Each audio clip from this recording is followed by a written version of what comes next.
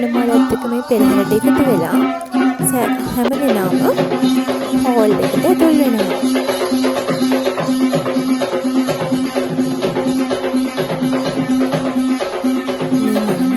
පිළිගන්නකට වෙස්නාර්ථන ශිල්පී මනමාලයා උත්සහ කඩවහ දෝෂයන්න ඒවට අදාළ කවි කියලා ඒවට අදාළ නර්තනය හැමදෙනාම සිදු කරන විදිහට කරනවා.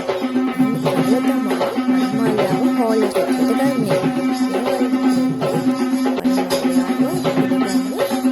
වෙස්නාර්ථන ශිල්පී වල්ටි මාලක්කම් ඒ වගේ උඩරට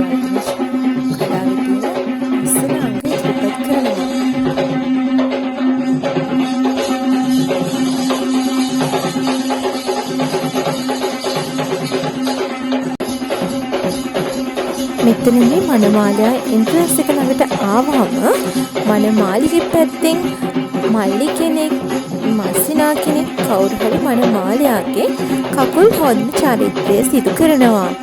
ඉන් අනතුරුව ජයමංගල කියන ගැහැණු ළමයි පිළිගැනීමේ ගීතයක් කියලා මනමාලයාව සාදරයෙන් පිළිගන්නවා.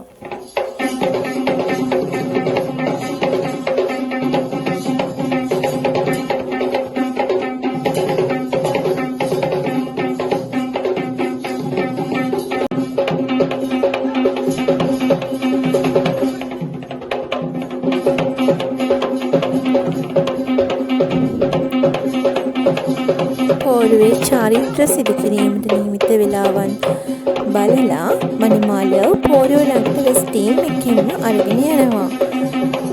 ඉන් අනතුරුව මනමාලයාවත් මේ විදිහටම වෙස් ටීම් එකෙන් පෝරුව ළඟට විවාහ දිනේ චාරිත්‍ර කිරීමට රැගෙන එනවා.